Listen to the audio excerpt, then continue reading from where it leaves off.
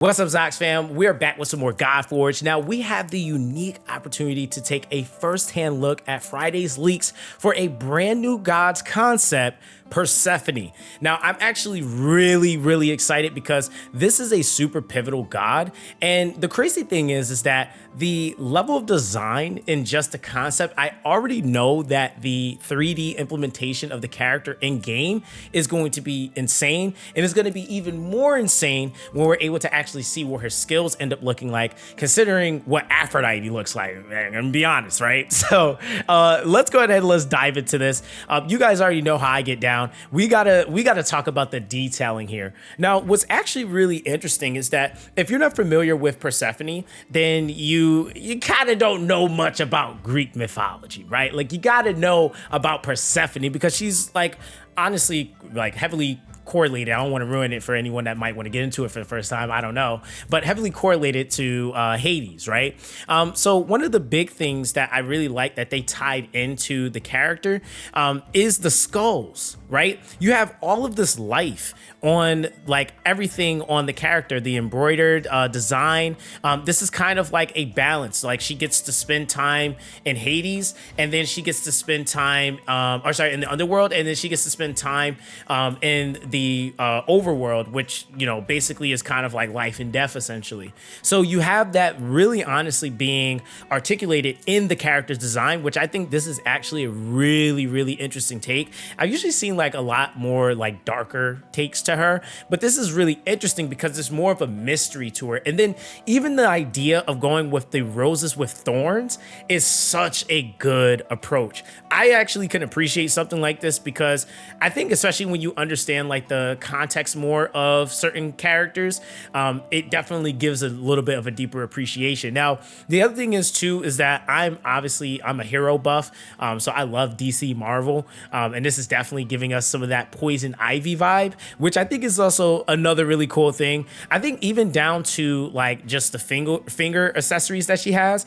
that's another thing that's also like really sick. I love when you know, that's something that's a part of a character, especially if she ends up being like some sort of like mage or something like that. Like, that's always just like that little cool extra touch. Now, of course, like I said, the color layout for her, the color palette, this is top tier. I also think, again, she's also giving that same waifu vibe. I think, is that a mole on her face? Oh no, it's not. It's my computer screen. I was about to say, if there was a mole right there, yep, she's making money. But either way, even when you go down to the legs and you start taking a look at the the shoes, you're seeing the tie-in there. It's like, instead of them just going with like vines, they went with the thorns, which again is another symbol of just the pain, right? Like, I think there's like definitely that back and forth that she constantly has to, you know, be in one spot and then be in the place that she adores versus not adore, right? So it's definitely something that I feel like they did extremely well. Now, of course, we gotta talk about how banger this freaking weapon is. Now, it says sickle and skull pouch to harvest souls.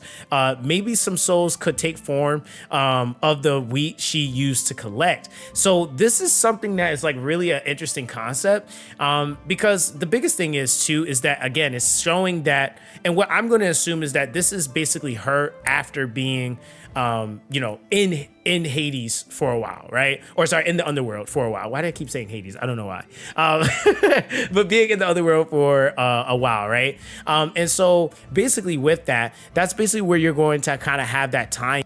And again, I think that this is also like another display of just her, like I said, being tainted to some degree, right? Like, it's just really interesting, the approach, but you even still see embroidered on the skull, you still have that wheat symbol there, right? So it's, she hasn't forgotten where she's came from, right? So that's still there and that's still embedded in her, but it's like she's accepted all the new things that she is now a part of, right? So very interesting approach, right? So the skirt embroidery is super top tier. That's really well detailed, considering that even when you look closer at that, you did see that there's detailing within that. So it's really good.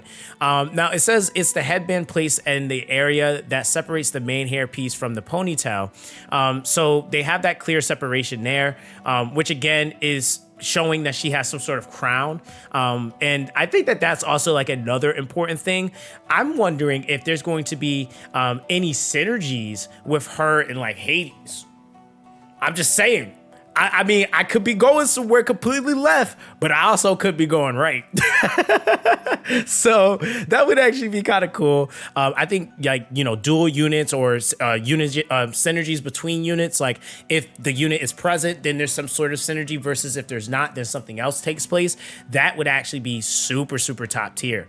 And again, I think even when we're looking at like the back, you still get some of that open back. And so it's just very tasteful. I've been saying this quite a bit with every design that I've seen from Fateless. I just feel like overall the designs are very tasteful, right? And I will say there are probably going to be some super waifu ones, you know, later down the line. But I think especially like, you know, kind of seeing what they want to implement into the game, maybe even seeing how, you know, we just overall feel in response to some of these designs. I think that they're all so far pretty solid. And I would definitely say that this is going to be amongst some of my favorites.